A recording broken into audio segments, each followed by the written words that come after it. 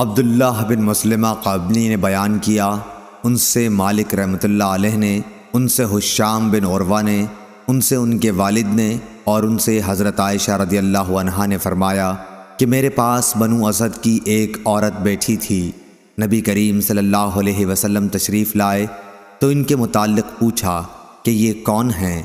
میں نے کہا کہ یہ فلاں خاتون ہیں جو رات بھر نہیں سوتیں۔ ان کی نماز کا آپ کے سامنے ذکر کیا گیا، لیکن آپ صلی اللہ علیہ وسلم نے فرمایا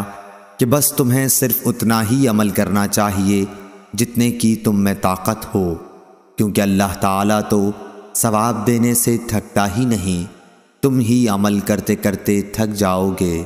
صحیح بخاری حدیث نمبر 1151۔ عباس بن حسین نے بیان کیا، کہا کہ ہم سے مبشر بن اسماعیل حلبی نے اوزائی سے بیان کیا، دوسری سند، اور مجھ سے محمد بن مقاتل ابو الحسن نے بیان کیا، کہا کہ ہمیں عبداللہ بن مبارک نے خبر دی، انہیں امام اوزائی نے خبر دی، کہا کہ مجھ سے یحییٰ بن ابی کثیر نے بیان کیا، کہا کہ مجھ سے ابو سلمہ بن عبد الرحمن نے بیان کیا، کہا کہ مجھ سے عبداللہ بن عمرو بن عاص رضی اللہ عنہ نے بیان کیا، کہا کہ رسول اللہ صلی اللہ علیہ وسلم نے فرمایا، اے عبداللہ، فلاں کی طرح نہ ہو جانا، وہ رات میں عبادت کیا کرتا تھا پھر چھوڑ دی۔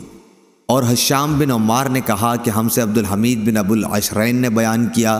ان سے امام اوزائی نے بیان کیا، کہا کہ مجھ سے یحییٰ نے بیان کیا، ان سے عمر بن حکم بن ثوبان نے بیان کیا، کہا کہ مجھ سے ابو سلمہ بن عبد الرحمن نے اسی طرح پھر یہی حدیث بیان کی۔ ابن ابو العشرین کی طرح عمرو بن ابی سلمہ نے بھی اس کو امام اوزائی سے روایت کیا۔ صحیح بخاری حدیث نمبر 1152۔ سفیان بن عینہ نے بیان کیا، ان سے عمرو بن دینار نے، ان سے ابو العباس صائب بن فروخ نے کہ میں نے عبداللہ بن عمرو بن عاص رضی اللہ عنہ سے سنا، انہوں نے کہا کہ مجھ سے نبی کریم صلی اللہ علیہ وسلم نے پوچھا کہ کیا یہ خبر صحیح ہے کہ تم رات بھر عبادت کرتے ہو اور پھر دن میں روزے رکھتے ہو؟ میں نے کہا کہ ہاں حضور، میں ایسا ہی کرتا ہوں۔ آپ صلی اللہ علیہ وسلم نے فرمایا کہ لیکن اگر تم ایسا کرو گے تو تمہاری آنکھیں بیداری کی وجہ سے بیٹھ جائیں گی اور تیری جان ناتواں ہو جائے گی۔ یہ جان لو کہ تم پر تمہارے نفس کا بھی حق ہے اور بیوی بچوں کا بھی، اس لیے کبھی روزہ بھی رکھو اور کبھی بلا روزے کے بھی رہو، عبادت بھی کرو اور سو بھی۔ صحیح بخاری حدیث نمبر 1153۔ جنادہ بن امیہ نے بیان کیا، کہا کہ مجھ سے عبادہ بن صامت نے بیان کیا کہ نبی کریم صلی اللہ علیہ وسلم نے فرمایا، جو شخص رات کو بیدار ہو کر یہ دعا پڑھے، ترجمہ: اللہ کے سوا کوئی معبود نہیں، وہ اکیلا ہے، اس کا کوئی شریک نہیں، ملک اسی کے لیے ہے اور تمام تعریفیں بھی اسی کے لیے ہیں، اور وہ ہر چیز پر قادر ہے، تمام تعریفیں اللہ ہی کے لیے ہیں، اللہ کی ذات پاک ہے، اللہ کے سوا کوئی معبود نہیں اور اللہ سب سے بڑا ہے۔ اللہ کی مدد کے بغیر نہ کسی کو گناہوں سے بچنے کی طاقت ہے، نہ نیکی کرنے کی ہمت۔ پھر یہ پڑھے، ترجمہ: اے اللہ میری مغفرت فرما، یا یہ کہا کہ کوئی دعا کرے تو اس کی دعا قبول ہوتی ہے، پھر اگر اس نے وضو کیا اور نماز پڑھی تو نماز بھی مقبول ہوتی ہے۔ صحیح بخاری حدیث نمبر 1154۔ لیث بن سعد نے بیان کیا، ان سے یونس نے، ان سے ابن شہاب نے، انہوں نے کہا کہ مجھ کو ہیثم بن ابی سنان نے خبر دی کہ انہوں نے ابو ہریرہ رضی اللہ عنہ سے سنا،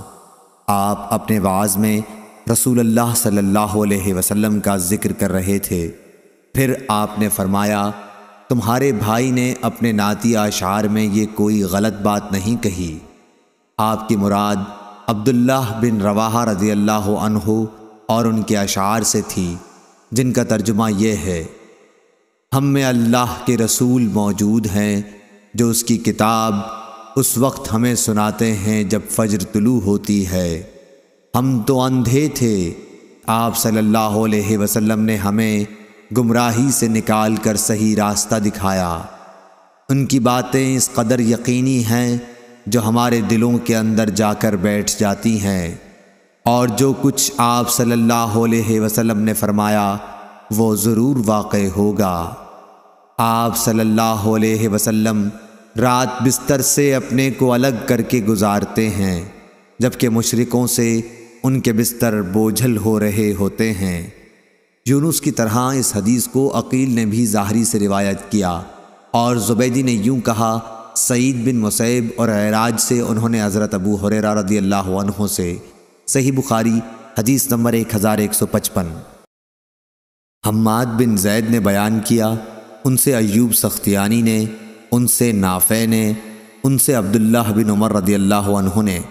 کہ میں نے نبی کریم صلی اللہ علیہ وسلم کے زمانے میں یہ خواب دیکھا کہ گویا ایک گاڑھے ریشمی کپڑے کا ایک ٹکڑا میرے ہاتھ ہے، جسے میں جنت میں جس جگہ کا بھی ارادہ کرتا ہوں تو یہ ادھر اڑا کے مجھ کو لے جاتا ہے۔ اور میں نے دیکھا کہ جیسے دو فرشتے میرے پاس آئے اور انہوں نے مجھے دوزخ کی طرف لے جانے کا ارادہ کیا ہی تھا کہ ایک فرشتہ ان سے آ کر ملا اور مجھ سے کہا کہ ڈرو نہیں، اور ان سے کہا کہ اسے چھوڑ دو۔ صحیح بخاری حدیث نمبر 1156۔ میری بہن ام المومنین حضرت حفصہ رضی اللہ عنہا نے رسول اللہ صلی اللہ علیہ وسلم سے میرا ایک خواب بیان کیا تو آن حضور صلی اللہ علیہ وسلم نے فرمایا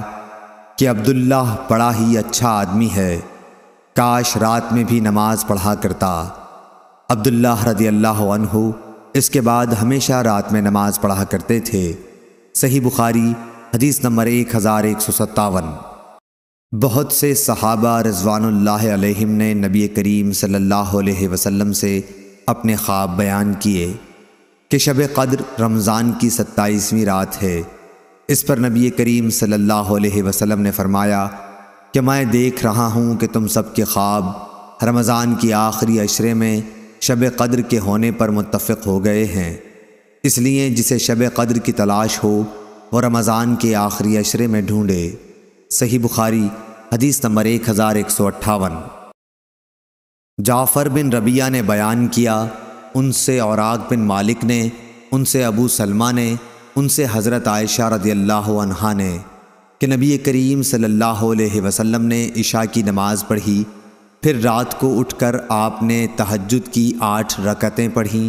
اور 2 رکعتیں صبح کی اذان و اقامت کے درمیان پڑھیں،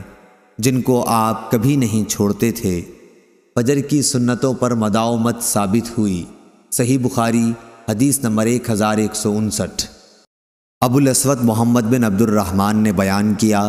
ان سے عروہ بن زبیر رضی اللہ عنہ نے اور ان سے حضرت عائشہ صدیقہ رضی اللہ عنہا نے، انہوں نے فرمایا کہ نبی کریم صلی اللہ علیہ وسلم فجر کی 2 سنت رکعتیں پڑھنے کے بعد دائیں کروٹ پر لیٹ جاتے۔ صحیح بخاری حدیث نمبر 1160۔